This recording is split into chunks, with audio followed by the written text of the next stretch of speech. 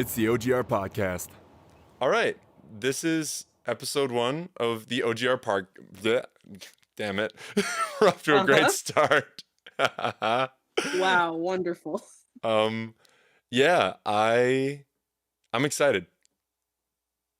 Me too. For anyone who's unaware that's watching this in the future, this is Hailey. Hello. She is the greatest fan that a musician could ever ask for. Aw, stop. That's okay. And yeah, and you're the brains of the operation. A lot of it. Yeah. I'm always too busy and taking on too much stuff, so Hailey's here to Yeah, one. prepare ideas and give me somebody to bounce insanity off of while we talk. Please, this is my favorite. Good conversations are great. They're phenomenal. One of the best things, top 5 things ever. Okay, so I guess we'll just pick. Okay, so I have a whole list, right? So I'm thinking we'll just pick like one topic for each episode. Yeah, I'd love to just grab one topic and sort of dive deep. If we end up going into multiple topics, then that's okay. But I feel like one topic is probably going to get us, we'll get going. Yeah, that's what I was thinking. So wherever it envelops itself into is fine. Yeah. And I don't have any plan in my head about how short or long this is supposed to be. So whatever happens, happens. Yeah, that's kind of where I'm at. So let me look at my list here. I'm going to pick a random one. I like it. Okay, we're going random. Oh, okay. Here's a good question. So the topics are all listed as questions and or just statements. Okay. So tonight's topic is a question. All right. All right. So your question is, do you feel like people get comfortable in a negative space and that keeps them from moving forward and becoming healthier because they're comforted by the negativity? Yes. Episode's over.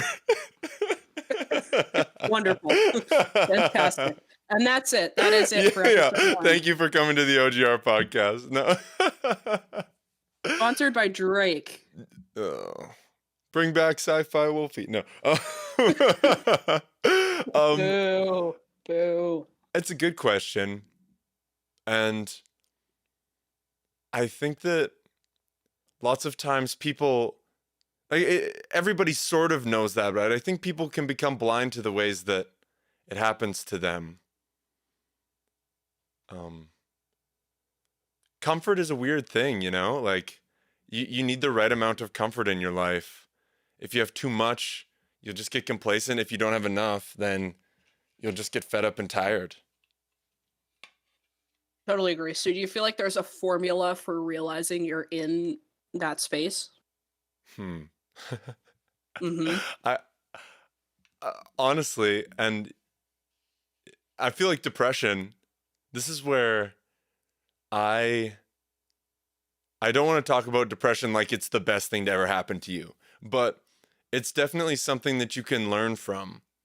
And if you're in a situation that you aren't supposed to be, I think that lots of times depression will sort of be a guiding hand, and it'll let you know if you're on the wrong path.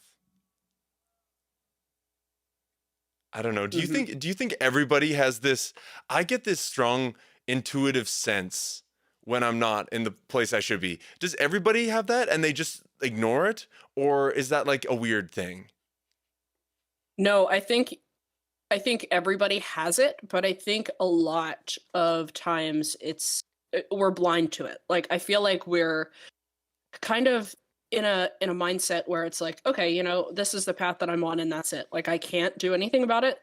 And sometimes I feel like people kind of feel as though the negative path is the only way for them to go. Yeah, we had a great conversation about mental health. I forget if it was in a live stream or where it was, but we were talking about all sorts of ideas you could use to tackle a situation. Somebody, I believe, their situation was that they were having trouble talking to their parents about the fact that they felt like they were never good enough for their parents. That was a And live stream. yes, that was a live stream. I think I might have even been co-live with a fellow musician, and we were giving all these different ideas, like maybe you need to get out of the house and get a new hobby and like throw yourself into your friend group, or maybe you need to go tackle that head on, or maybe you need to, like, all sorts of different ideas. And then I realized sometimes the most important thing to remember is just that you have options. Everything is so about perspective. And when you lose your perspective, you lose your power. Oof. Take that in for a minute. When you lose your perspective, you lose your power. I like that. I need a note open while I'm doing this. I need to write stuff down.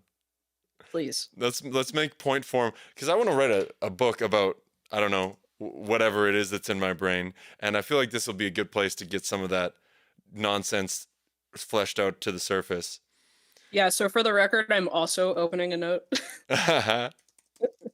So we have dual note taking happening right now. Cool.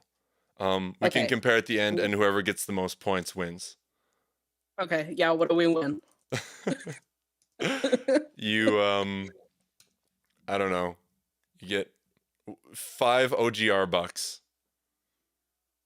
Sweet. The exchange rate's not great, but you will have them. Sweet. For the record, my Discord notifications keep popping up, and not to call anyone out here, Sci-Fi is side messaging me, and every time he says something, it pops up in the corner. And so it's really hard for me not to just start laughing at all of the shit that Sci-Fi is sending. Does he have any good stuff? Any good thoughts? No. Oh, Chris is here. No, he doesn't have any good thoughts. Sup, Prof?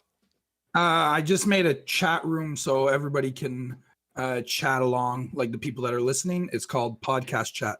Okay, perfect. Thank you so much. Wow. What that is in social? Yeah, that'll be in the socials. Awesome. All right, and I should probably be able, I can click on that and I'm still here, I think. Yes, you should be able to. Sweet. Yeah, so I can have it open, and that way is the... Wow. Wow. Can we get a round of applause for Chris? Phenomenal.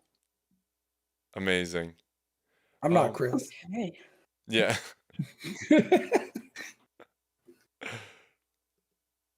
Okay. That's Prof. Phenomenal. Absolutely phenomenal. All right, that's all I wanted to say. Thank you. All right, thanks, man. For everything. I also want to capture Discord, and then boom. All right, now it's also capturing the chat, and people can see that as well. Oh, wonderful. Yeah. Okay, so where were we at? Oh, we were talking about how perspective gets lost very easily, and then you lose power, right? Yes. So what do you feel like is the main motivation? So, and even just you in particular, right? Not to single you out, make this about you. But what do you feel like then is the most important thing for people to recognize, to realize, hey, you can motivate yourself to get up and out of it? Huh. It's a great question. How do you get out of that space? I had sort of a strange situation. I had a strange experience where I kind of leaned into it, I guess. Like I quit lying to myself. When I was at my darkest, my most depressed, I feel like when I finally accepted that something was wrong, and I realized that it was okay, like it was not as actually a big a deal as I thought. It was just, it's not so much the depression, it's the hiding that you're depressed that really hurts, I think. And once you once you let yourself go into that darker space, you're going to start feeling a little more emotional and talking to people and telling them about it, and then And then you have some great conversations, and then you might find out some amazing things from other people, what they're going through. And then I guess that's a good way of interacting with people. You have to be honest with how you're feeling, because lots of times interacting with other people is a great way to gain perspective. Yeah, so and just to add to that too, I mean, for me personally, like I felt like the best way to find the motivation when it was lost was just to exist. I mean, just to simply like take a step back and just realize, I mean, we're Mm. stuck on a big bubble of Earth. I mean, we're on a piece of land, like a big fat piece of land, and there's a blue sky. And just like just exist for a minute, and just really Mhm. think about everything. I think that nature is incredible. Like existing, especially outside, and seeing nature and seeing sort of the reality of your life is really important, because lots of times, I guess perspective happens naturally. It's there's certain things that can steal perspective, I think, especially digitally.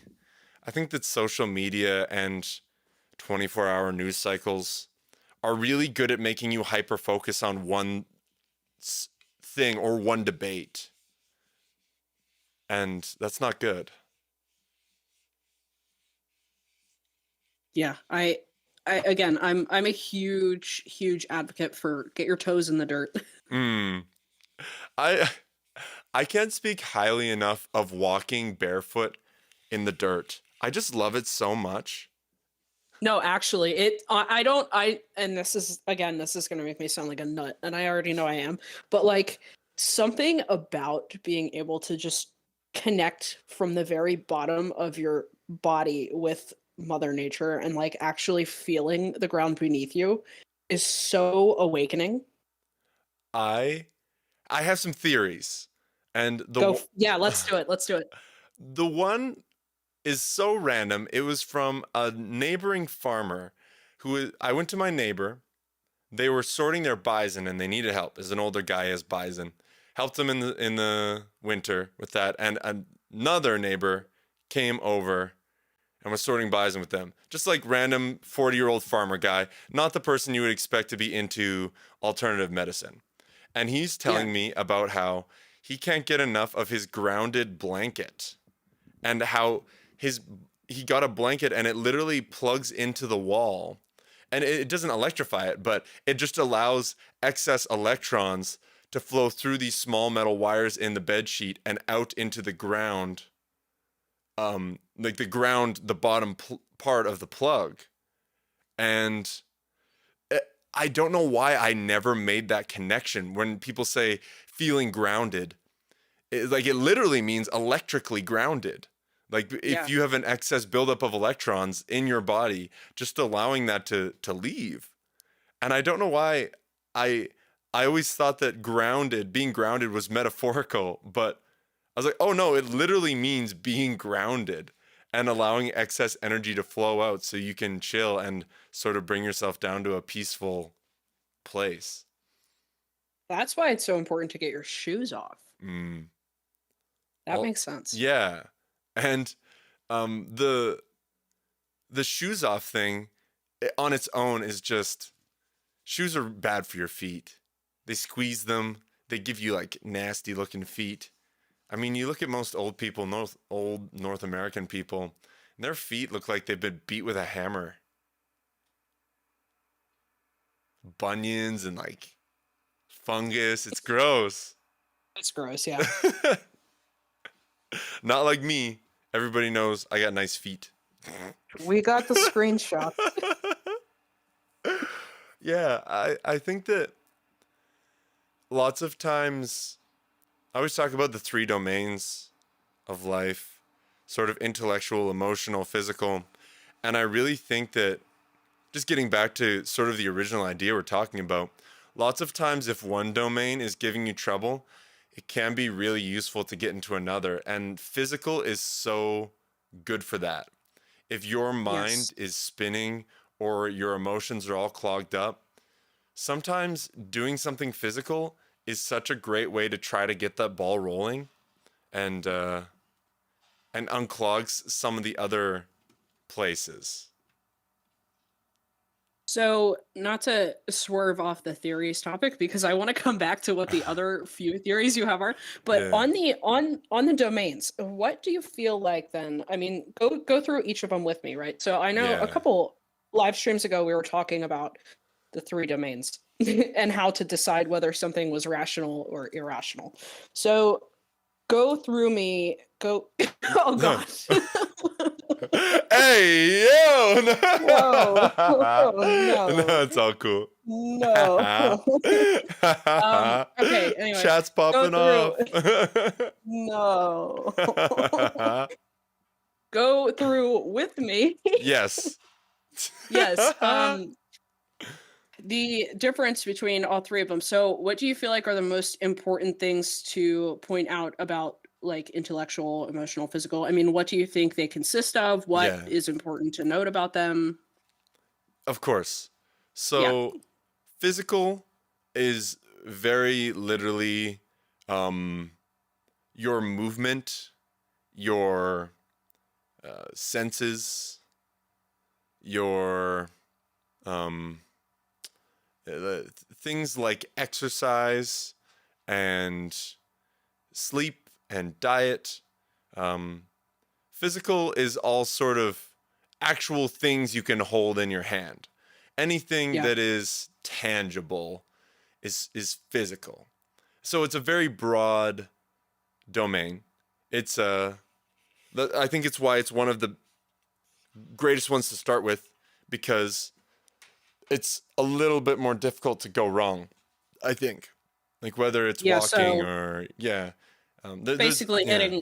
hitting all the five senses, you feel like? Yeah. Yeah. And particularly just the physical health of your body.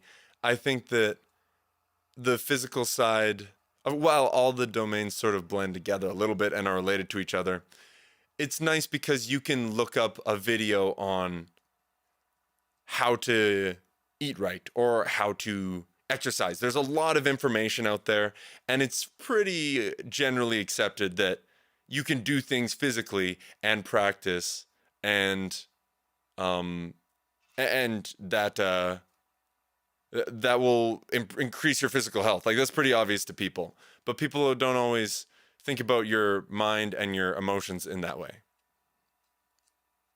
Yeah, totally agree. Yeah, especially if you want to get started on a self-improvement journey, you'll it's like the least weird looking.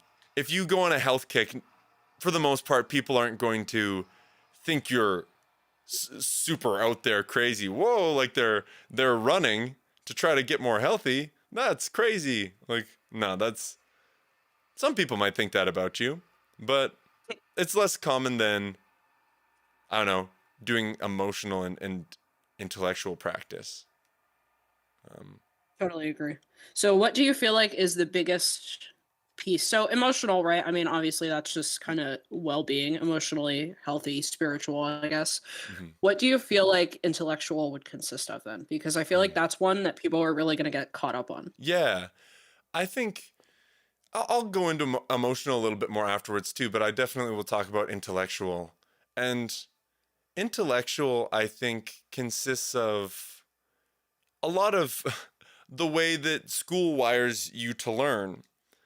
And that consists of things like memorizing information and um, trying to understand new concepts. And Mhm. yeah, a lot of intellectual is sort of sitting in a class and um, like taking in information and synthesizing that. And the intellectual also, in a large way, is synonymous with the ego and just the stream of thoughts or words in your head. And I think that's something that a lot of people can relate to, is having, whether you hear an internal voice or you just think your thoughts, like the thoughts and concepts that run through your mind that aren't your senses. and your physical things. That is, yeah, Hmm. that's the intellectual side. Does that sound like all encompassing enough?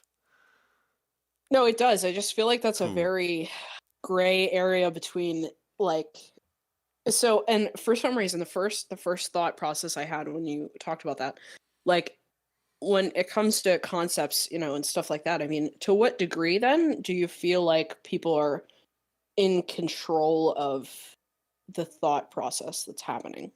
Hmm. That's really Because interesting. yeah, I want to know because a lot of Hmm. people are like, "Oh, well, I'm not in control of my thoughts," or "Oh, blah blah blah blah blah." But I feel like that's really important to regulate between like, are you or are you not? If you're not, why? And if you are, then fantastic. And for people who aren't, how can you do that? Yeah, for a long time, I I didn't necessarily believe in the idea that there's no free will, but Yeah, I definitely considered it might be a possibility.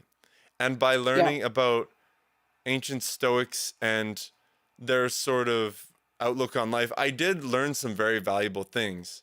But ultimately, I think that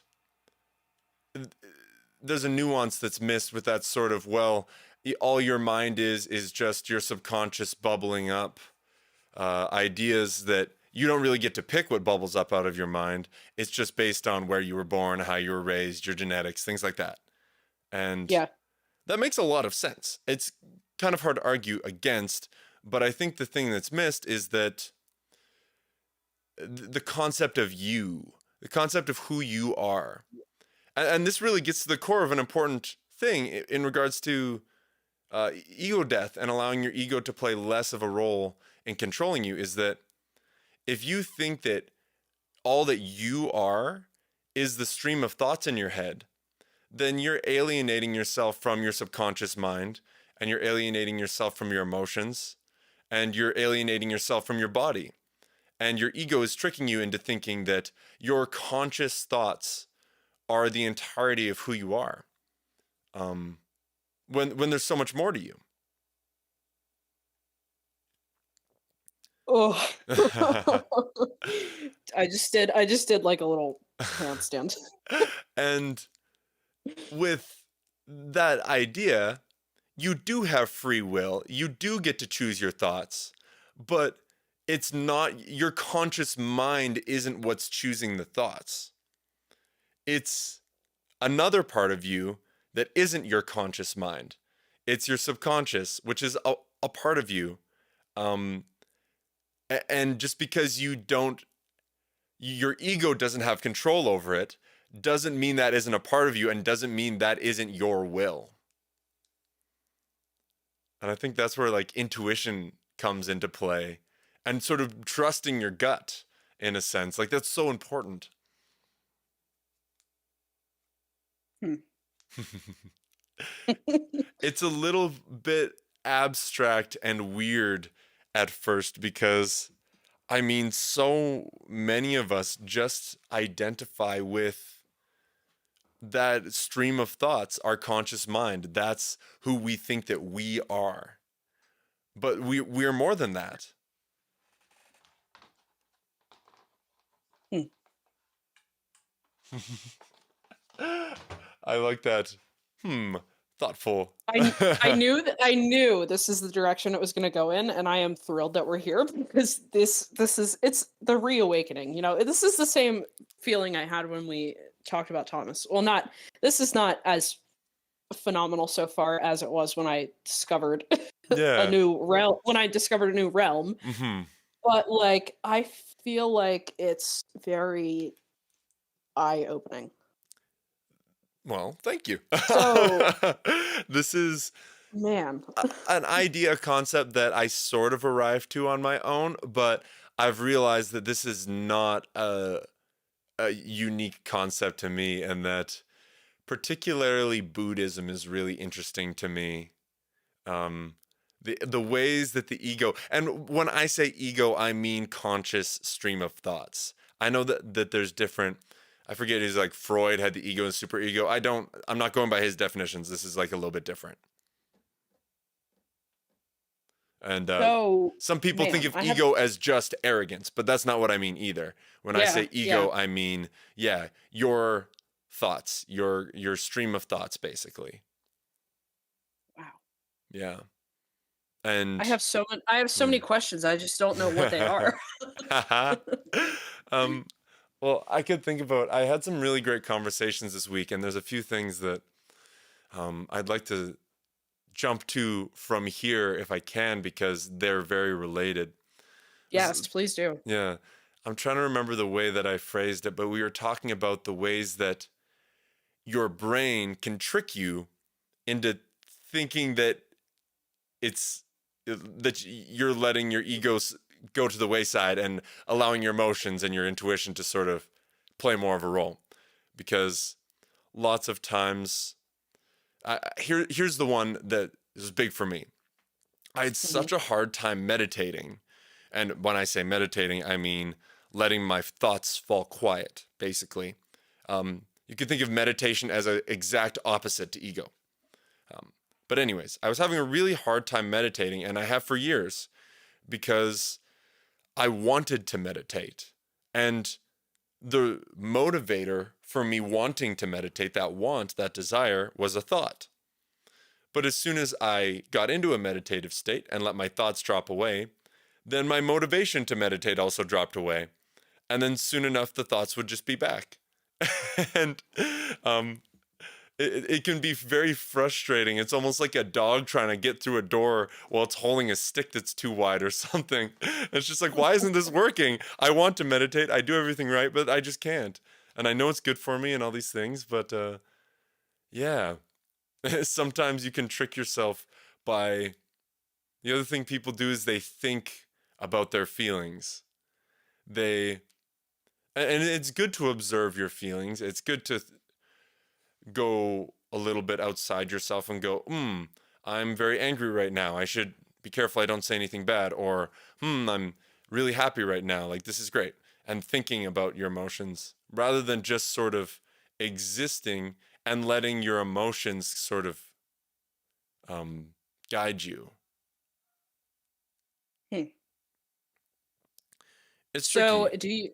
do you feel like people meditate without even realizing it?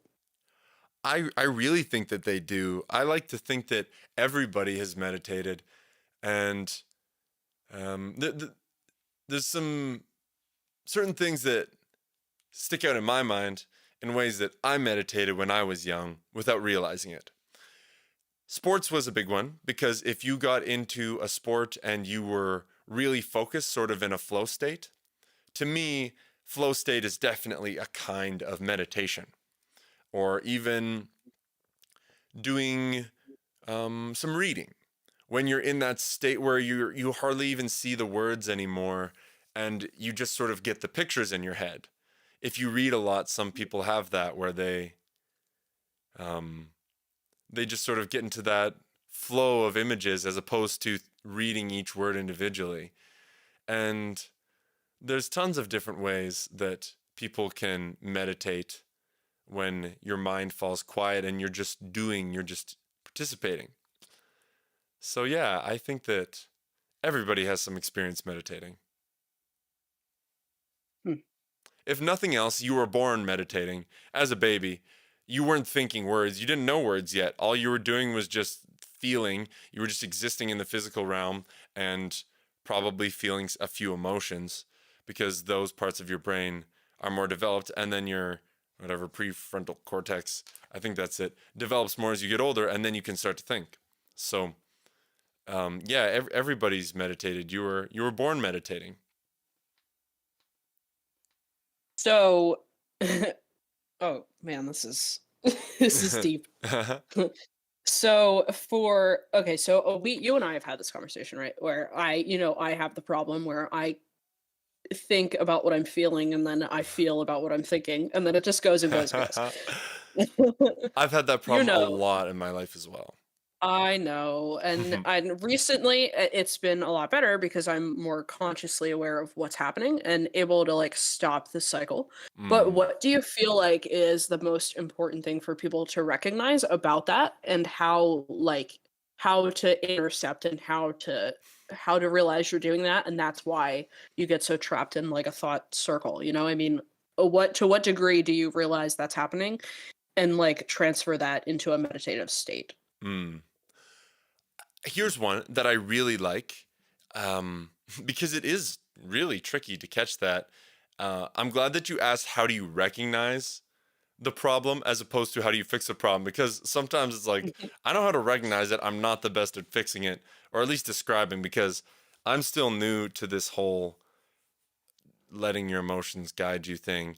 I think that I need to do some more reflection on that. But in terms of identifying the problem, when you feel distressed, I think that physically writing your thoughts is so important, because looping, getting in thought loops becomes so obvious when you write it on paper.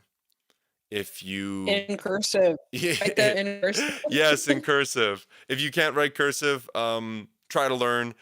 Printing works too, but cursive is scientifically proven to be better for expressing your thoughts. According to, I don't know, sources. Anyway, I had to add that in there. Yes. And when you write your thoughts on paper, if you, what's a classic thought loop? If you can think of an example from your life, shout it out. But I'm just trying to think of it sort of. Okay, yeah. So here's one that I have a lot. What are they thinking about what I just? So I say stupid stuff a lot, right? Like I just say stuff without thinking. Okay. And so then it's like, okay, well, what are they thinking about what I just said? And then it's like, okay, Right. well, I'm thinking about what they're thinking Mm-hmm.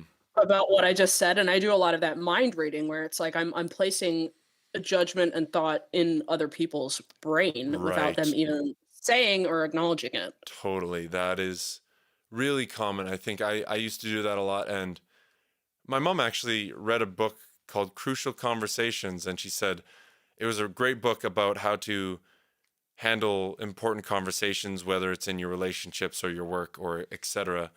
And she said her main takeaway was from that novel, or it wasn't a novel, it was like a book, but her main takeaway was, don't tell yourself stories. Yes. And that's really, really important. I think that telling yourself stories is a classic sign that the intellectual domain is overgrown and is taking on too much of the burden for you. And you need to shed some of that and put some of that burden onto the other domains. And I mean, what you need to do is, I guess partly it is bravery too, because bravery is always like the movement. It's always the engine for anything in your life. You need to ask the person what they're thinking, sort of thing. Mhm. It's sort of one of those things where that might be something that writing down can help. You might write, if only I knew what this person was thinking. And sometimes when you write that, for some reason, it becomes more obvious that, oh, like I could ask them what they're thinking. And if, Yeah. I Yeah. mean, you could have self-doubt. You could, after they tell you what they're thinking, it's a matter of trust as to whether you believe them, and trust issues is a whole other can of worms. Mm. But if it's somebody you can trust, ideally, then you can actually gain some useful information and go from there. So here's another one for you. In a situation like that, how do you rationalize what the opinion of someone else is? How do you decide whether or not you want to take that opinion and build off of it, or whether it doesn't matter to you? An Mhm. opinion that they have about you. Yeah. I'm sure you've heard this in a live stream before, but I have a very set flowchart in my mind of how to Yes. handle. Thank you. Thank Yeah. you. Because I have a Good pen lead. right Good lead. here, and I have the post-it note, and it's been blank because I forgot what you said. You forgot the flowchart. Yeah, so that's why I'm asking, because I'm gonna literally draw it out. Okay, I'm gonna put that in my notes too. I'm just gonna call it like the judgment flowchart, or something like that. Yes. We could come up with a better Yes. name, but that describes it. So Yes. somebody judges you, Mhm. and one of two things can be true about this person judging you. Okay. Either the thing that they said is true, or the thing that they said is untrue. Okay. If the thing that they said is untrue, then they are foolish and an unreliable source, and you have no reason to give them any respect or listen to what they have to say because they said something that was just false. Mhm. And of course, this is a little bit simplified because some people are very pesky and manipulative, and they might tell lies about you to spread nasty things about you. And I think that's a little bit of a different situation that's outside the scope of what we're talking about just for right now. Yeah. The second thing is that maybe the thing that they said about you is true. And then from the true thing on the diagram, there's two more options, and that's it. Either the thing that they said about you that is true is either something that you are content with and you accept and you are happy about yourself with, or it's something that you aren't. And if it's something that you are content with, then you're good, and it's not actually an insult. It's just them observing, and this is a great opportunity for you to be confident about how comfortable you are in your own skin. And just like, oh yeah, you've got a big crooked nose, and just be like, yeah, I do. I kind of like it. And then, they'll just be like, most likely. And the other option, the final option, is that they said something true and you don't like the truth that they told you. And they haven't done anything to you. They've just reminded you of your own insecurity. They've reminded you of your own self-doubt that was already there before they said whatever they were going to say. And that means that you need to either change that thing. Like if you say, for example, if you haven't been exercising enough and you feel like your physical appearance isn't the way you want it to be, and somebody bugs you about that and it bothers you, then sadly they might just be reminding you that you want to change that about yourself. And then yeah, that's great. Like swallow your pride, let your ego take that hit, and then acknowledge the fact that okay, I need to exercise and eat more healthy, and then give myself the body that I want and sort of take accountability for that. Yeah, absolutely. Or if it's something that's true and you don't like and you can't change, then there's sort of a thanks for sending that in the chat. There is a amount of acceptance. I'm thinking of, say for example, if you had a disability and people bugged you about your disability, that is an awful situation. It sucks that people would treat you like that. But at the end of the day, it only will bother you if you're insecure about who you are. And there's some work to be done there in terms of accepting who you are and just the truth of your reality.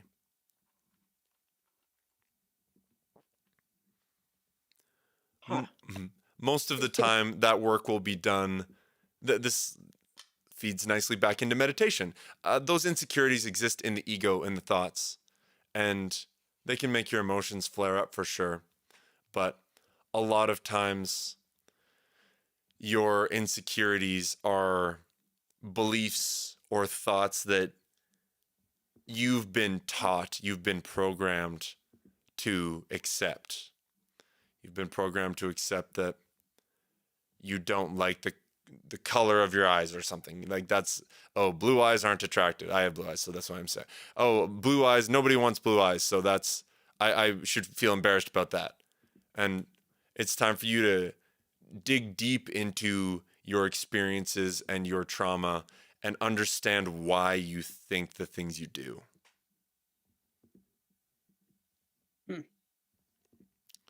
So sadly, getting insulted, if you feel insulted or offended by something, that is a personal attack at you, then either you've put respect and weight into somebody's stupid opinion about you, which is either false or not actually an insecurity, or you've got a little bit of work to do. And Yes. So where do you go from there? I um, there's a lot of directions. I guess the one thing I wanted to say is that one of the reasons that I like this is because it takes the power away from the person insulting you and it gives the power to you.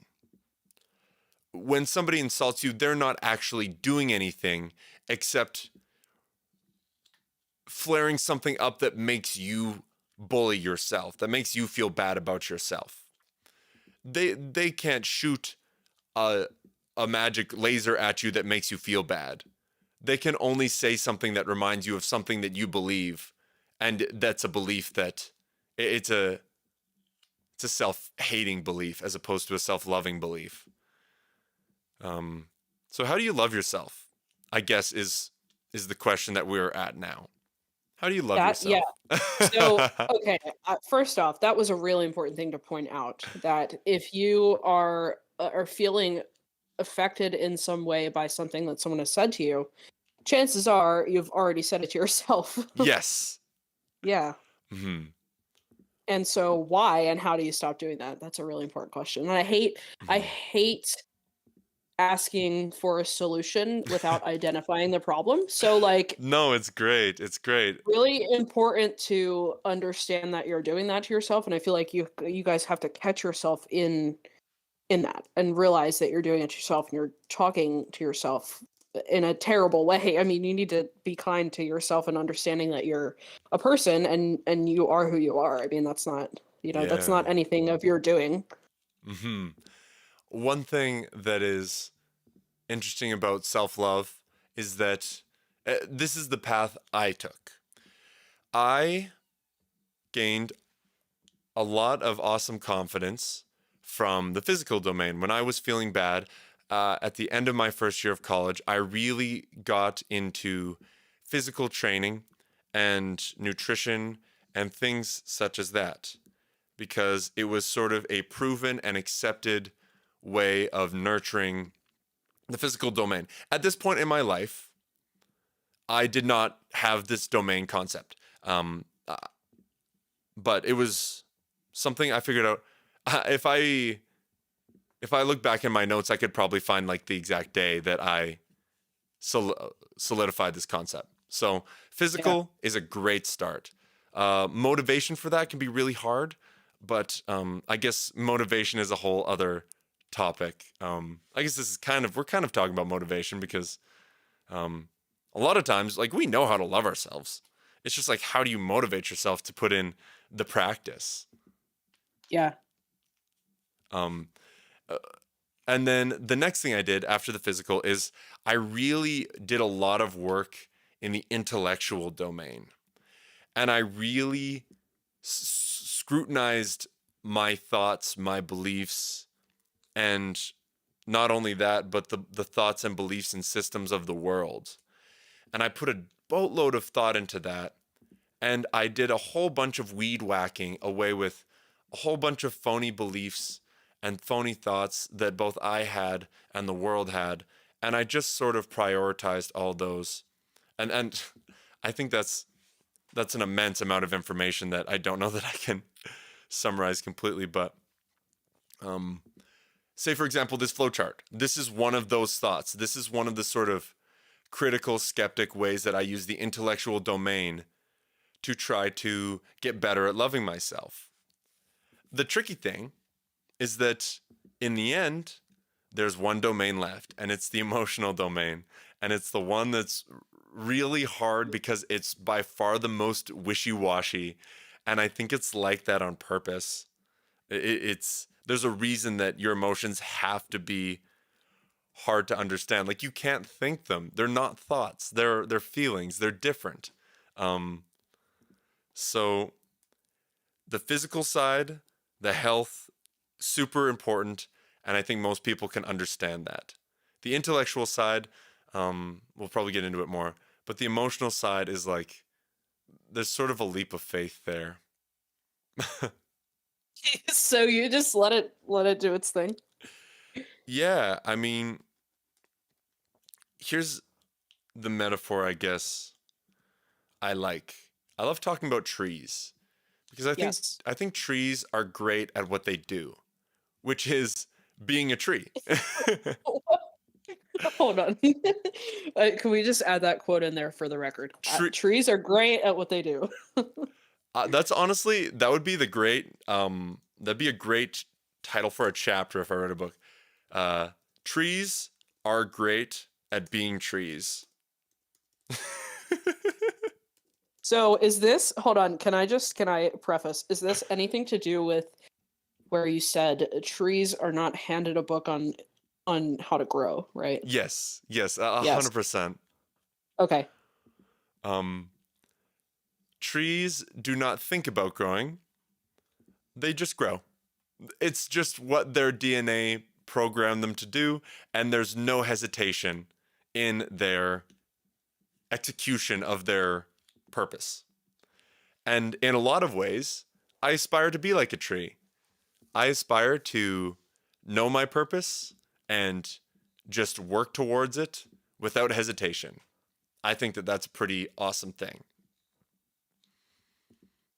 And I think lots of animals are like that. You know, Yeah. the fish swim and the birds fly and the cows eat grass. You know, they don't, you don't see many cows thinking like, I wonder if I should like give up this grass stuff, you know? Maybe I should, maybe, maybe I should, I don't know, go look somewhere else. I'm sick of grass. I should see if like I can just survive off pine cones or something. Like cows don't often do that unless they're forced to eat, unless they're all out of grass. But most animals aren't inhibited by an ego that like we are. And Yeah. the ego tries to trick you. So for you personally, not to personally attack you again, No, do you that's good. Good. do you feel like you are at a point right now where you have come to a conclusion of what your purpose is? Do you feel like you know what a tree's purpose, right, is to grow and produce oxygen. So what is your oxygen? What are you growing? Yeah. I think that, I mean, in a word, music. Mhm. I really feel like a tree when I'm making music a lot of the time, and I'm getting better at feeling like it's easy. But I also think that there's a lot of things that humans have as a function. Like we're social animals, and I also know that I need to be a part of a community. I think that's something that humans innately do. And I'm actually gonna write this down because I might be able to look at my thoughts on this and generalize it to other people. So like music, community slash family slash relationships. And I think that nature slash health is a big part of my purpose. I think that everybody's part of everybody's purpose is to try to be healthy and eat appropriately and sleep and do animal things. Like that's sort of there's a baseline for everybody where meeting your basic needs, that's part of your purpose. That's what you do as an animal. That's your role as like an organism. But I guess you have an extra opportunity to add something spicy on top of that if you want. For me, it's music. So for you it's music. Yeah. Do you feel like there was ever a point in time where you had no idea what it was? Yeah, I mean, Okay, how did you find it out? it's hard to remember back that far clearly because I found music so young. I believe I was 12 when I started learning Like, guitar. yeah. And right away, I could tell something was going on. And at that age, it can be a little bit difficult to trust yourself. So, in my heart of hearts, I've known music is my purpose for a very long time. But Sure. being willing to put bravery behind that has taken longer, and I've gotten slowly better at it over time. Um, what was I thinking before music? I don't know. The thing is that I was exposed to music really early, and I always really loved it. It always spoke to me. So I don't know. At that young age, I was probably still developing mentally, so things were probably falling into place.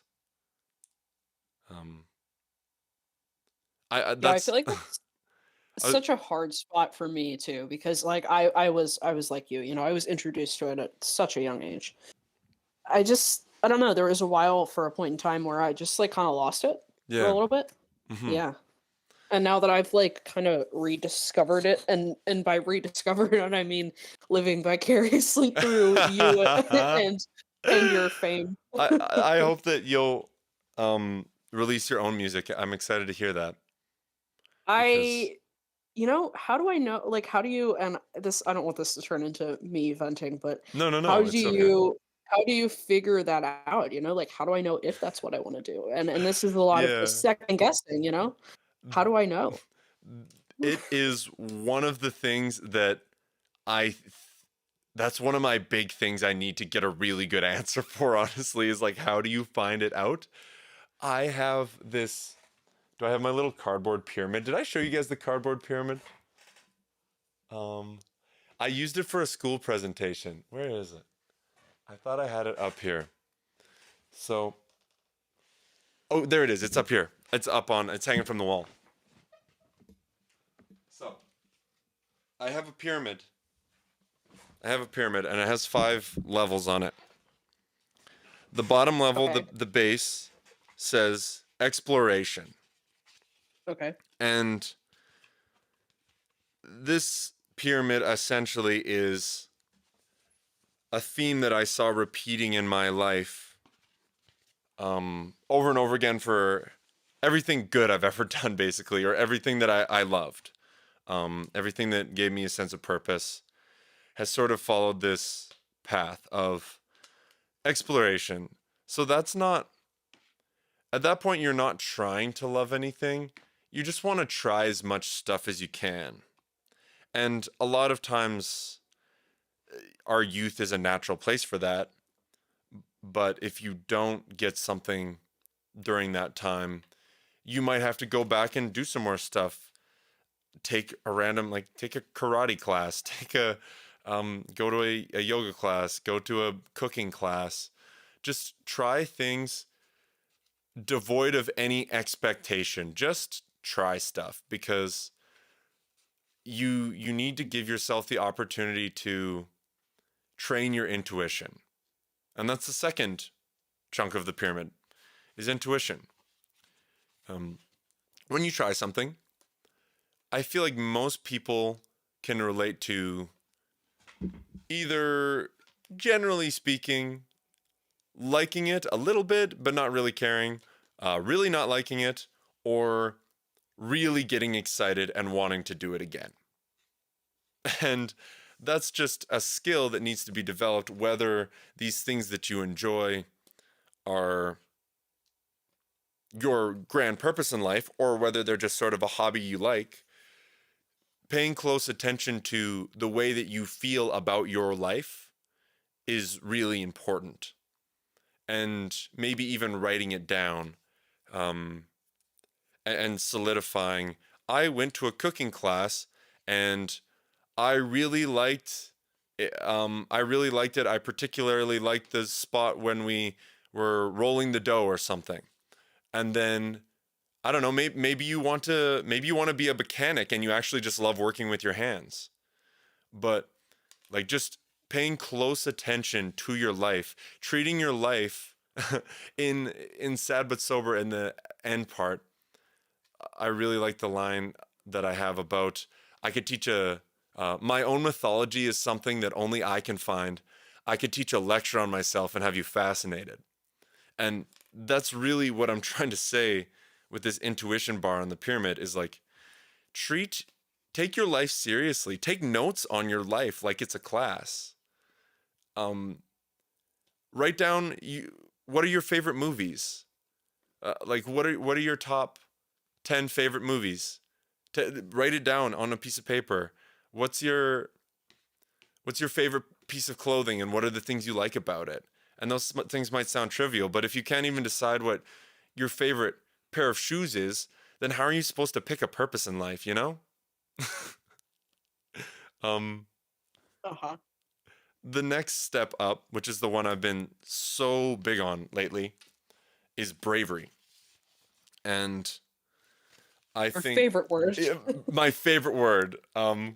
My favorite word maybe just behind cowardice, because for some reason, thinking of yourself as being ruled by fear and thinking of yourself as being a coward elicit two very different feelings for me. And honestly, I feel like when I think of myself as a coward for not doing something that I know I should, it just sort of fires me up a little bit more than saying I'm ruled by fear. Saying ruled by fear, again, you're just alienating yourself because the fear is just coming from within you. The fear is a choice that you are subconsciously making. It's no external force. It is all you. And I guess the thing that I want to say is that to understand bravery, I decided that action is a synonym for bravery, and inaction is a synonym for cowardice. You just have to do. After you explore, after you start paying attention to your life and really making note of it, then you've learned things about yourself, and it's time to act on those things, act on those feelings. And I think that's why the emotional domain is so important, because sometimes you aren't going to have a good explanation for people. Say, for example, you like the cooking class and it costs money, and people might go like, oh, why are you paying money to go to a cooking class? That's stupid. You might not have a really great answer besides I like it. And I think it's important for you to be able to accept that that is a really great reason to do something. Like that my intuition is telling me to do it. That's a really great reason. That's enough of a justification for me to act and actually change the contents of my life. Like it's just so, it sounds so silly, but it's so meaningful that like, the things that you choose to do, that is your life. There's nothing else outside of your experience.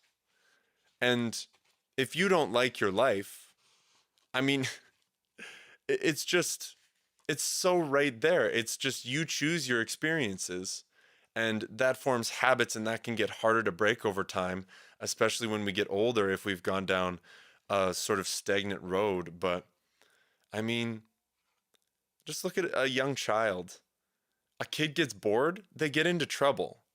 And they get programmed to not do that. But that's our natural response as a young being. And it's safe to assume that the things that you do when you're young are there because they're innate survival techniques. And like it wouldn't be programmed into your DNA to go exploring when you're bored if it didn't really matter. And that's why the bottom thing is exploration. Like trying new things, that's not just finding a hobby. That's a survival skill. You're an animal, and that is what you're called to do as a kid. You go looking under rocks, you go outside, you ask questions, you do these things, and it's like that's what your DNA is trying to get you to do. It's trying to get you to explore. It's trying to get you to find new things and get into a little bit of trouble sometimes if you're a little kid and you don't know how the world works. But it's it sounds so obvious and simple, but it's really everything. Um, it's it's the essence of your entire life. Um, I do have Mm. two more things on the pyramid. I'm sure you have thoughts that you would like to express, A but lot. the fourth stage is love, and love to me is in a lot of ways synonymous with motivation. Like once you start to take that bravery and enact and engage in those behaviors that you enjoy, you you're going to find yourself attached to it because that thing you're doing, it is your life.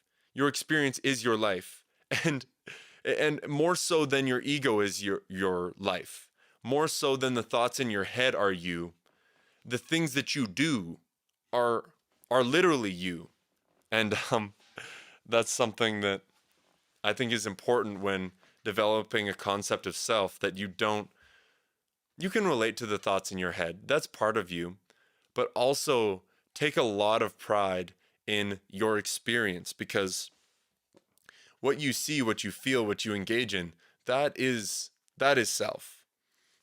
And this more holistic sense of self is so critical because it touches all three of the domains. And if you have a sense of self that's only founded in one corner of your life, just if it's all in your head and you don't express that and you don't enact it, then there's just going to be a disconnect between, you're going to become disconnected from reality. The peak of the pyramid is skill slash confidence. Um, and basically, once you do something long enough, you'll get better at it because humans are incredible at adapting to circumstances. And in terms of how to become more confident, which I think is a great pinnacle goal in life, um, confidence is really good. Um, and developing skills allows you to feel that confidence. So that is the pyramid of awesome. Hmm. I said a lot of stuff, so if you want to just pick one thing and go with it, that's totally fine. Yeah, I feel like I'm in the sand at the beach with a metal detector, like trying to find the gold here. What Yeah. I don't even know what direction I want to go in, man. Holy shenanigans. Oh my god. Okay, so Let me. I wonder if I can take a picture of the pyramid and upload it to the chat right now. it's funny that you said that because I literally just did. Oh, really? Do you have a picture of Oh it? yeah. Yeah. Well, not yours, but I just drew it out. Okay, cool. Let's see if I can upload Um it. I'll see if it works. yeah, But see if you yeah, can. you should just upload yours. But mine is like has colors and stuff, so it's cool. Oh, yours is better than mine. Yeah, so I think that this is probably my newest foundational concept, but I think that it gives some sense of guidance in terms of, I want to have a purpose. I want to love myself. What the heck do I do? You know?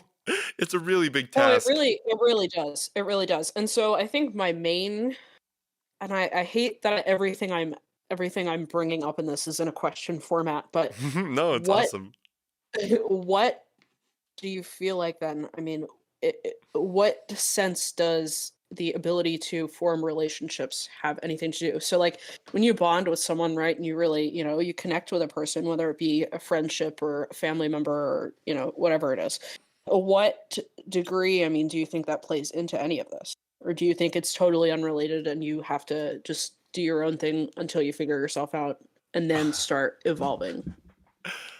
I have what I do, and I'm not sure if what I do is the right way. um I have always had this defense mechanism feeling in my gut where I don't know if it was like self-sabotage and it was actually based in self-doubt and like a lack of self-love, or if it was my intuition telling me I wasn't ready. But I've always avoided, like, not close, but like I have lots of friends, but just sort of like life partnership type relationship. I mean, like Okay, dating so people long it's not term. just me, right?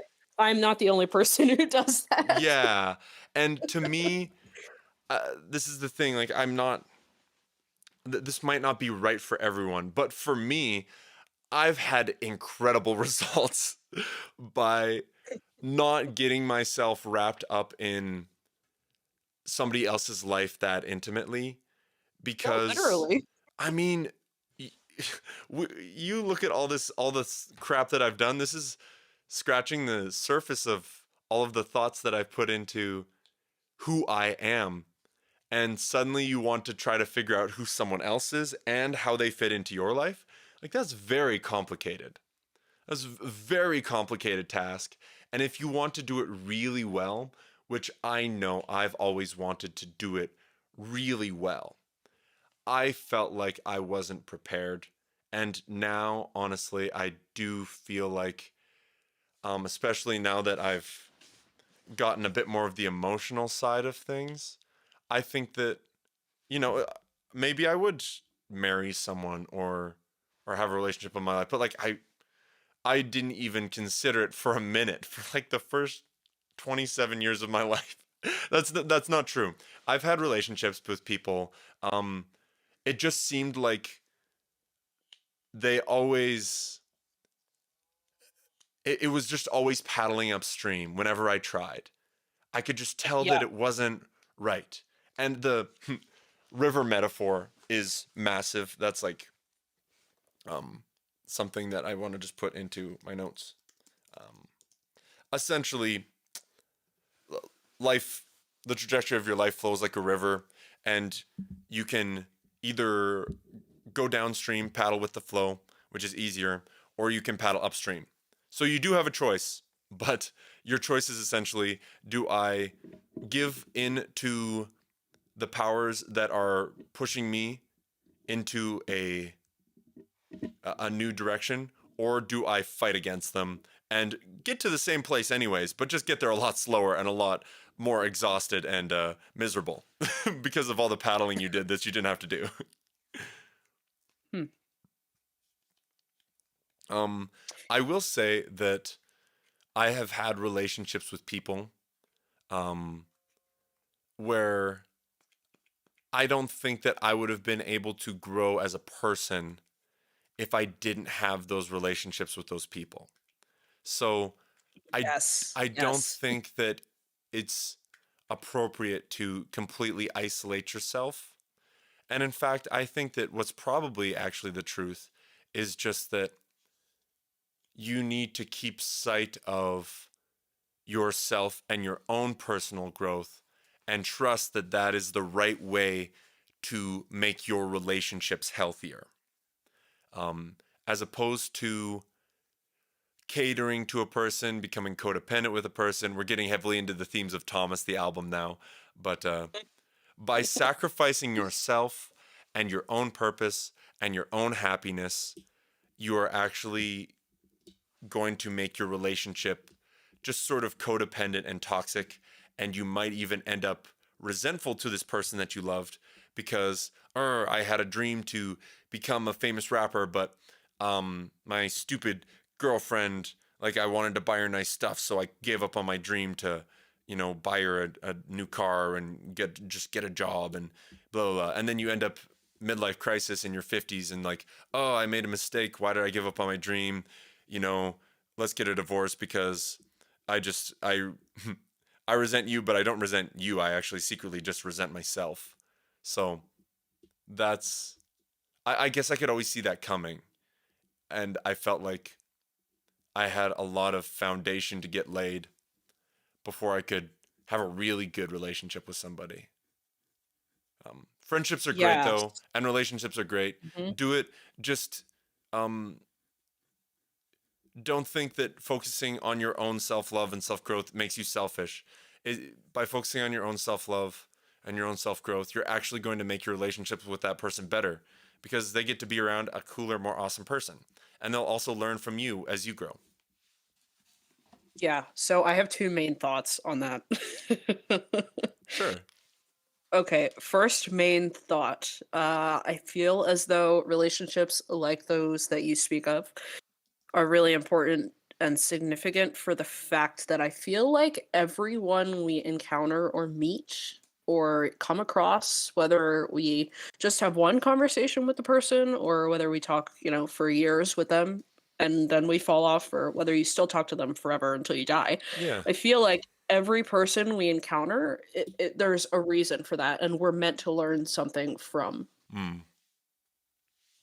Um, if you, I might take it even more broad and spiritual um, by saying, if you realize the fact that you, the concept of you, is just a concept, and that you're made of the same atoms and molecules, we're all in the same soup. It's just universe soup. We're all just one big universe soup. And just like how our self-judgment chart, yeah, you're so right. You put that in chat. Universe soup is such an excellent title for a chapter. Hello, that's going on a t-shirt. I'm literally drawing the concept right now. It's just a big bowl of planets. Universe soup. Oh, that's beautiful. I love that. Anyway. um, this idea that you are learning from someone else is, I think, a just like a very human perspective of looking at the problem. Whereas if you want to maybe use a brain as a metaphor, you are part of the soup talking to another part of the soup, and you're both exchanging information and growing from it. Um, you could think of yourself as a nerve or a synapse within a human brain, and everyone else is another nerve, because your nerves are just as separate entities as you and I are. Like, they're the distinction that exists between the nerves in your brain and the people on the street is just equally made up by intellectual people, scientists. It's an arbitrary distinction. It's just a way of trying to understand the world. So if you accept that we're all in universe soup and we're part of one brain, then it's really not like you're just doing your job the same way that a cell in an organism does its job, and it doesn't worry about what all the other cells are doing. And in a way, we sort of fulfill a grander purpose, and if we use other people to grow by communicating information, then we make the world a better place because we're helping them grow, and all of humanity and all of the universe just is more awesome because of it. Yeah, and that totally wraps into my second point, which was about you were like, oh well, a lot of the relationships that you had in the past, and I can totally relate to this. Were like you didn't feel like there was a lot of potential for your self growth, Mm. and I was gonna say the only thing I had to say about that was get you someone who lights you up. You need someone who lights your fire. You need someone who is going to be there in the sense that they want to watch you grow as a person and they want to be involved in their own self-growth as well. I feel like that's Mm. so important. It's so important. That's really important. I I mean, there's a reason that Thomas is sort of it's one small part of all this belief, but it's the biggest one that I went to first, and I put the most time and effort and emotion into, I guess, is because, I mean, we already said life is hard enough. If you get somebody who's toxic and wants to keep you in place, whether it's a like a romantic relationship or a friend group or a family member or the coworkers you're around all day. It's just give yourself credit. Life is hard, and if you have a bunch of anchors trailing behind you, that's not your fault that you can't pull those anchors. At a certain point, you just have to cut the line on those anchors.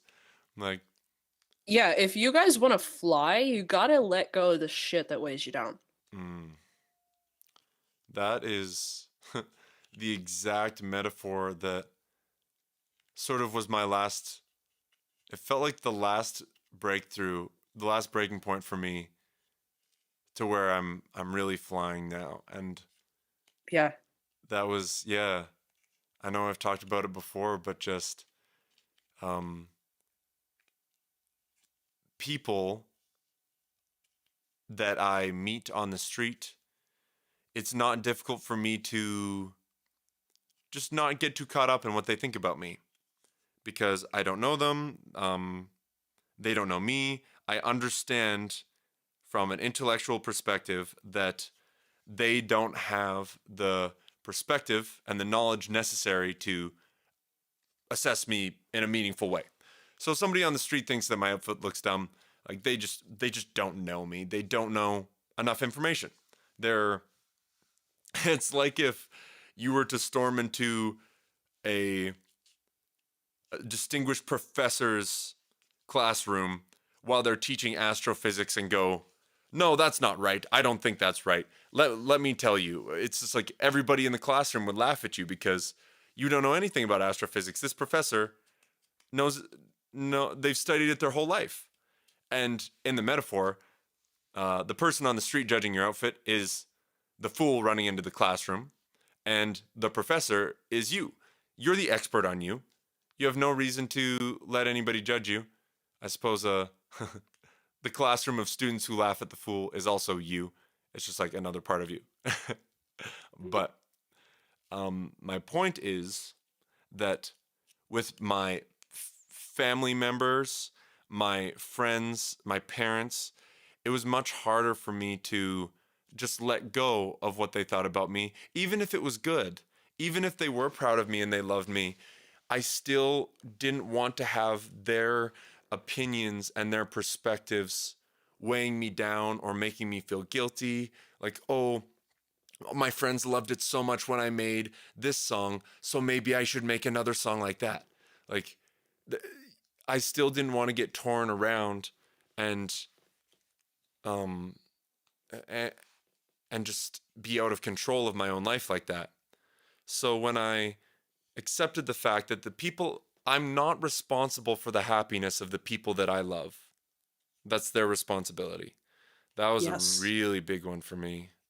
Yes. It was like the final straw. Not only that, but because also you can become really dependent on the validation of other people. So if people are like, Yeah. "Yeah, you did that and it was fantastic," and then you want to do that more because you like the way it feels when someone says, "Oh yeah, I really like that you did this," or "Oh, I'm really proud of you because you excelled in whatever it is."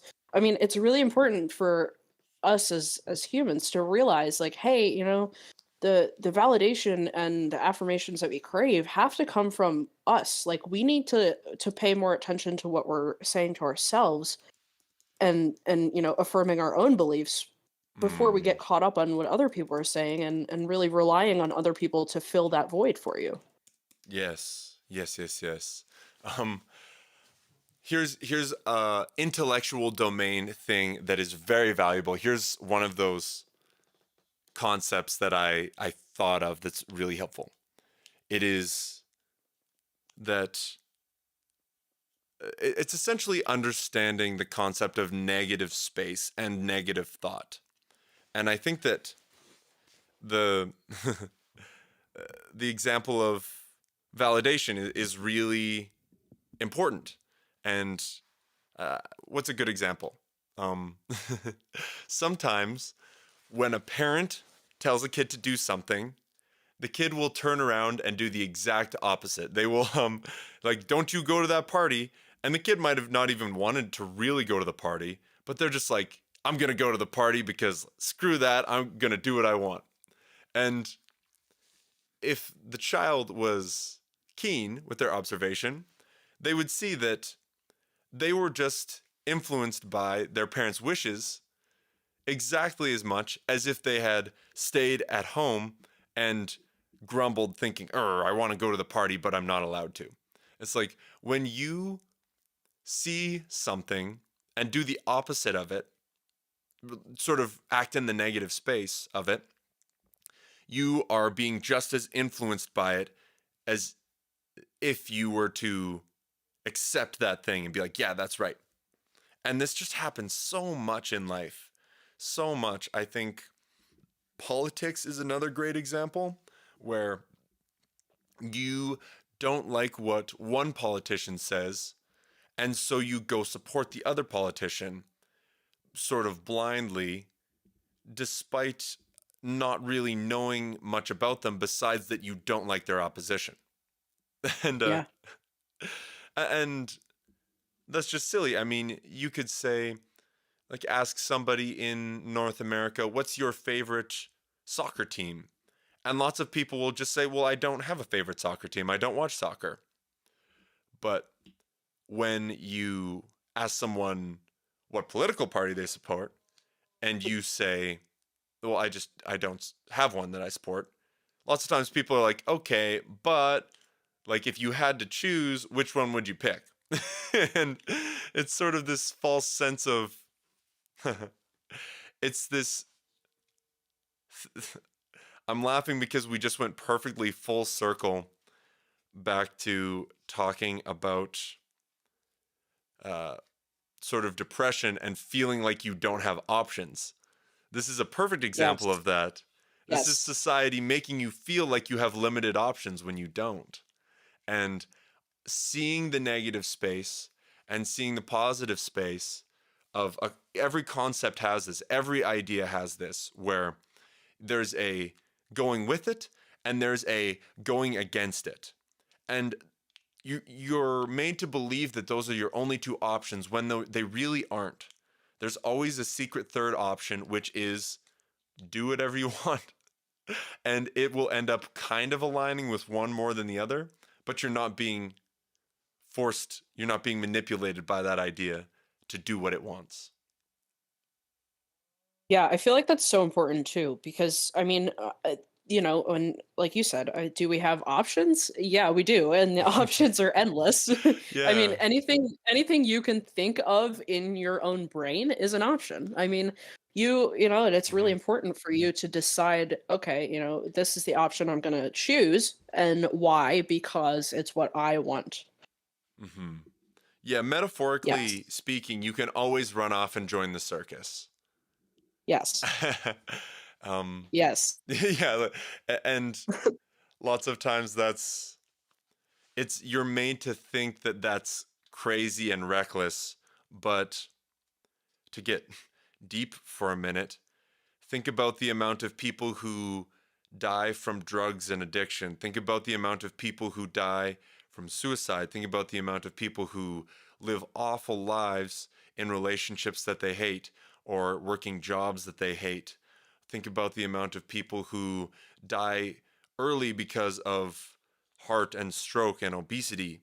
Like, you can think of this as taking a risk, like this idea of coming up with your own way of living and being an original and finding your path on your own. And that might seem risky, but when you start to look at the alternative, you'll see that it might not be so risky after all. Like Yeah. if the alternative is living a life that I hate and then dying to suicide, well, then it was much less risky to go take a chance on being who I want to be. That that is everything. Yeah, Yeah. it's just the reality of it. It's pretty heavy, but it's just true.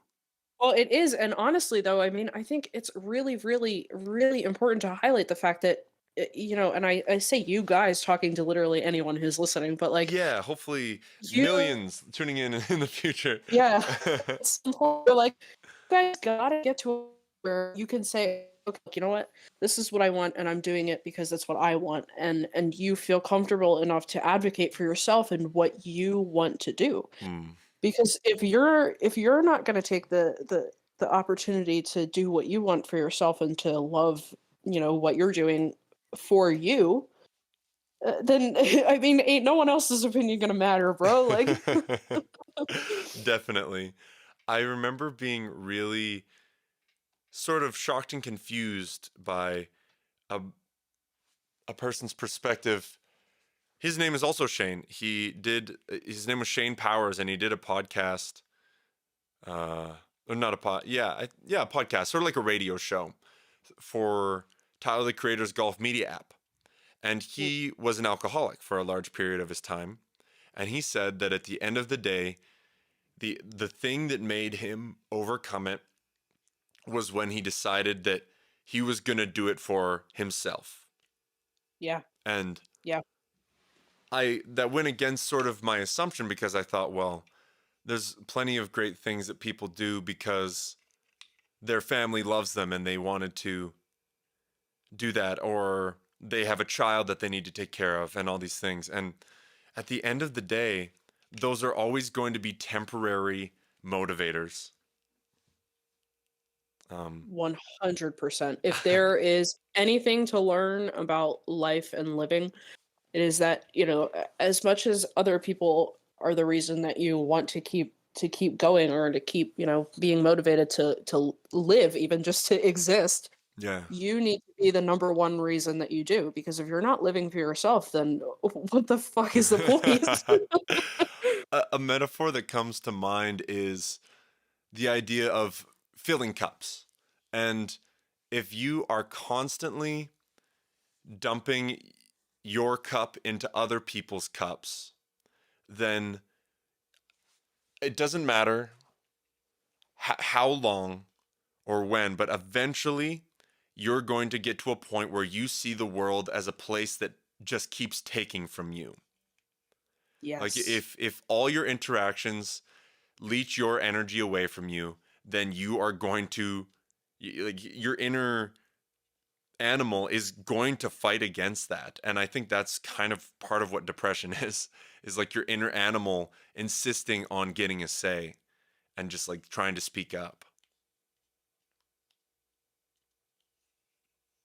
Yeah, hold on. I'm digging through song lyrics analysis because there is definitely a point in here where I brought up one of your lines that says, "Oh, here we go. Okay, it's getting harder. Oh, this is on your marks, get set, go. Okay, Um, cool. it's getting harder looking for good connection when no one wants to give an incentive. When I give, you take, and then you run away." Yes. And that song is certainly written from a pessimistic perspective. Um, but I think it encapsulates a truth for sure. It's That line yeah. captures the outlook that I just described. If you keep approaching life from that direction, you're going to start relating to that line more and more, basically. Yes, because then it ends with the part about finishing in last place, and like how, maybe that's just the place that you're supposed to be. But like, Hmm. no. That line, you're right. That line is a perfect representation of that line is me Thomasing this idea. Like that is Huh? that line is the what not to be. 100%. Yes. Yes. Yes. And it's funny that I brought up the importance of negative space earlier. This is a little bit of a sway, but I think it's good. That my first big musical project was essentially entirely a piece of art created out of negative space. Mhm. Like Thomas follows the opposite of what you should do. And I guess maybe I had some sort of hidden understanding that that's the way people work. You show people something that they don't like and they're going to do the opposite. That's just sort of natural. So it's like, let's show people something horrifying that's the exact opposite of a good life. And then they'll be like, oh, I don't want that. I'll have to live a good life. Let's trick people into living a good life. Literally, Thomas. Yeah.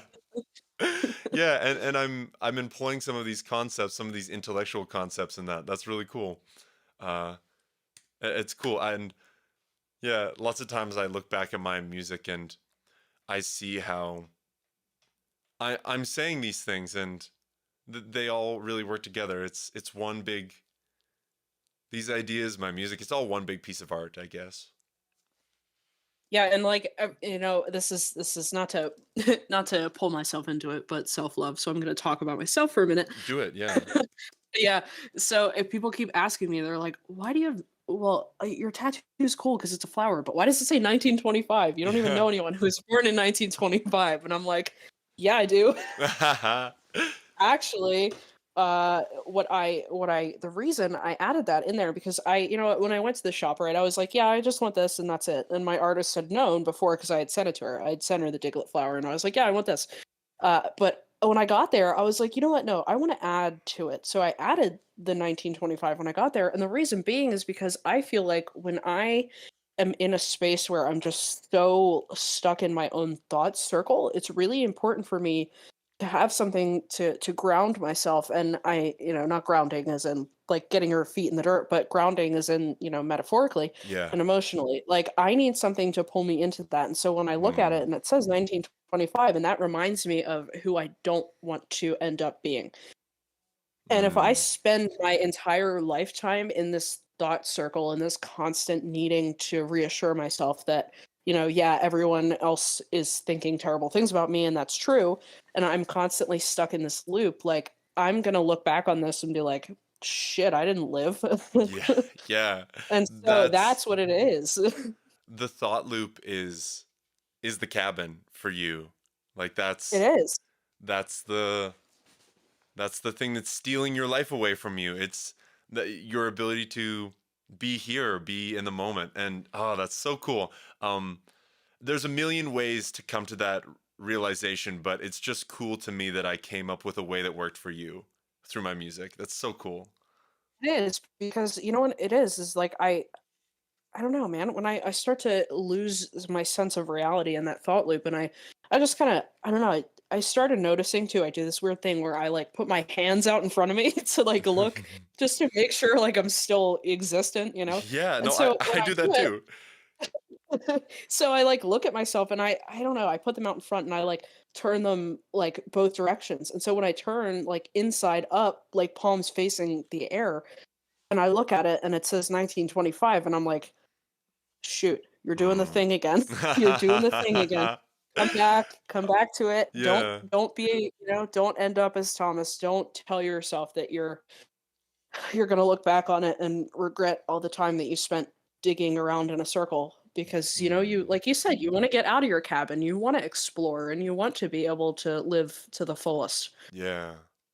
Oh wow, that's so cool. I I love that. Um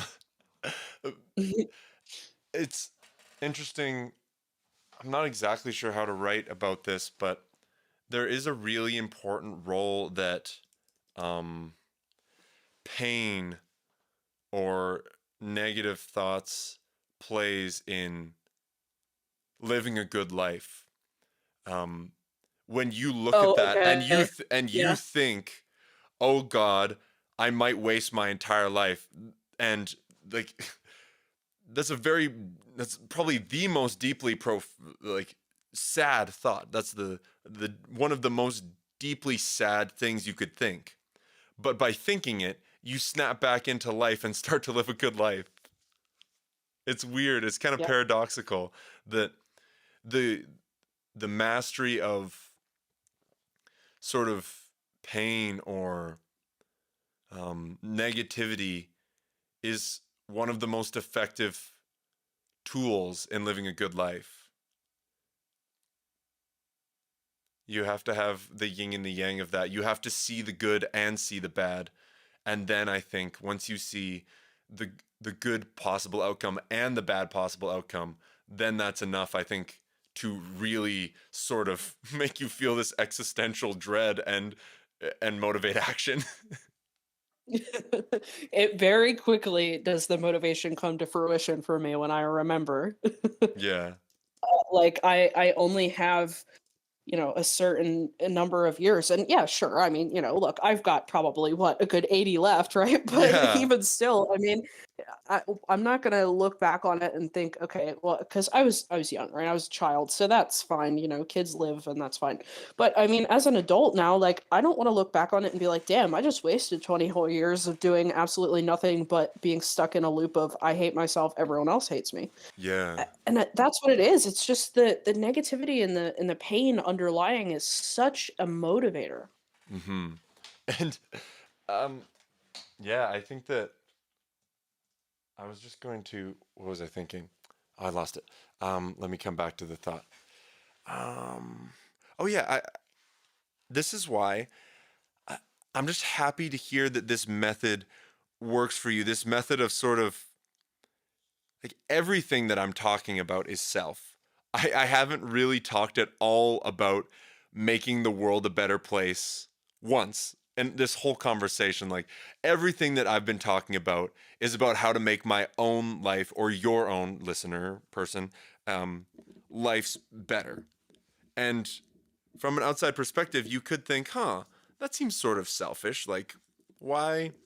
Um, how can you justify just living for your own, you know, good? But Maybe it is. um, I think that you're showing that by focusing on yourself, it's not that you're disregarding the rest of the world, it's that you're understanding that you are the one in control of your life and what you do. And from there, you have an amazing opportunity to help the world and make the world a better place in a way that's actually fun and you enjoy. And if you see the world as a thing that is in control of you and is a burden to you, then I think it becomes very hard to help the world. And sometimes people do it, but most of the time it's based off of some sense of morality where, well, it's just the right thing to do, so I should help people, even though it's kind of like this is a lot of hard work. It's what a pain in the butt, you know. You do it, but it feels like work. Whereas when you put the work towards yourself, which is just great because self-love feels good, then the rest of your life sort of becomes the easy fun part, I guess. Um, if you're just engrossed in your own self-love and working on becoming better, I mean, if you can accomplish that, then everything else just sort of comes along nicely. It, you know what? Honestly, I can say, for the record, it does. Yeah. Being a person who never thought that I would be able to, like, watching the past 6 months just happen and fall together. It does fall into place because like I said, I never thought I would be able to have such a wild self-discovery, and I didn't think I would, and I didn't think I would be able to fall into place and where I'm meant to be and whatnot. And here we are. Yeah. I just And here we laughed. are. I look back at the notes, and basically what I just spent multiple sentences describing is what I said at the very start. When you lose your perspective, you lose your power. Yes. And that perspective, at least I think one that is a good foundational perspective. It's important to explore all kinds of perspectives, but a really good perspective, I think, is that you are the only thing that you have control of. You are the one who gets to decide how you react to your life, and because of that, you have the power. And if you lose that perspective, then you'll start to believe you're powerless, even though you aren't. Yeah. Yeah. Like 110%. um, I I was just looking at the clock because that is an hour 45. And Yeah, it's been a while. I just think that looped around so nicely, It and really that did. we're gonna do this again, like probably weekly, because I this would is a love lot to. of fun. I would love to. Um, this is I love these notes. I'd love to see your notes. We'll share our notes in the Discord when we stop the recording here. Maybe I'll Yeah. put them in the OGR Journal channel. So yeah. That was really good. I think that um I'll try to work on that. That covered a lot of my foundational beliefs, so that's a great episode 1. Oh yeah. Cool. All right. Thanks, Hailey. Do you want to have the closing word?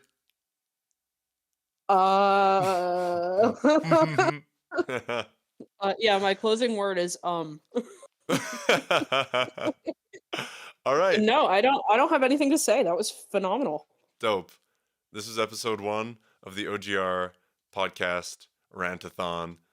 Um, um, Thanks for listening. Bye. All right, I take it back. I hit it record again. Say what you just said. You want me to say what I just said? Yeah, I hit record again. Oh, I said, okay, what I said was if I had not had Thomas to pave the runway for me, I don't know that I would have had the level of self-discovery that I've had in the past 6 months even, because I've listened to it constantly on repeat. And you know what? For the record, too, I didn't understand it the first Yeah. 4 times probably, and I was like, "Damn, this is a really shitty album." I It's the made it, whole and I thing. didn't understand it for the first 100 times, so. Dude, and I was like, "Whoa, the hell." And now that I've really, really, really dug into reflecting on who I don't want to be, it's really helped me figure out who I do want to be. Here's the thing that I wanted to end on. I wrote Thomas with the sole purpose, not the sole purpose, but the reason I wrote Thomas was to save my own life, was to help myself. And I just talked about how focusing on yourself is going to end up making the world better. And I think that this is just a perfect, tangible, real example where, like, I did not know that anybody would hear this. I did not know that you existed when I made this album. But in retrospect, it is clear that by trying to become a better person myself, I helped you. And Yeah, it's very, not very always much. going to be an album. It's just cool that Thomas is an album that you can go to. It's an object, it's its own entity, so it's very easy to see. It's not just a metaphor. This is a real fruit of my self-love labor that actually made a difference. And that's really cool. And I hope that means something to you. I really hope it does, because I It don't does. honestly, I don't think that enough can be said to where it's going to weigh on the scale of how crazy it is to me that something like that exists, and the fact that I'm not the only person who's really, had that experience, because yeah, you're the one that wrote it, but you had the experience too. Mm-hmm. And so that makes me feel less nutty. Yeah. It's nice to have something that multiple people can come to, and community. I think that's important. Yeah, and even if no one else understands it, then so be it. But Totally. good. Well, and you know what though? I know, like you said, you wrote the album before you knew of my existence, but I hope for one that you are glad to know of my existence I'm now. very Because glad. I'm very glad. you're not getting rid of me. So Now I don't feel crazy for having this whole I mean, just think about it really. I made an album and then it basically became my own personal religion. Like, I'm kind of a nut job. no. Okay, well maybe you are, but then so am I, Hmm. because Thomas has also become my religion at this Yeah, point. a nut job. And again, this is just like what I was saying. I'm crazy, but when you consider the alternative, I think I took the most reasonable route. I think you did too. I sincerely, I think Mm. you did too, because you know what? Even if you look like a nut job, like you said, I mean, it's better than being dead. So Exactly. We laugh, but it's true. And the one thing I was going to say is that I know that you feel like you're very thankful. You've said it a lot of times. And I was going to say the only way to really pay me back, I think, is to follow, like, live a good life. And then I wouldn't be surprised if you become the, like what Thomas was to you, you'll become that for somebody else. That's how you pay me back. Because at the end of the idea, these ideas that I had, they're all loaned out from the universe. They're all sort of given to me. I mean, my name's on it, but I don't take credit for just having all these experiences. It's all the same energy, this sort of self-love, bravery, this good life. This is an honorable tradition that I think has been in humanity for a long time, and you welcome to a noble group of people who understand life is important and beautiful and make the most of it and pass it on. yeah, you know what? I will, and I'm hoping from now forward. I mean, yeah, sure, maybe I will. Maybe someone else will have a Thomas experience through me, and you know, I'll be the Thomas for somebody. But hopefully, hopefully the way is paved through Shane William Kimber projects. And that's I love the fact that people want to listen to my music. That's great. I just don't want to make it seem like Thomas is the one and only truth, the only way to reach enlightenment, because at the end of the day, I'm No. just sort of tapping into a broader concept and, making it cool to listen to.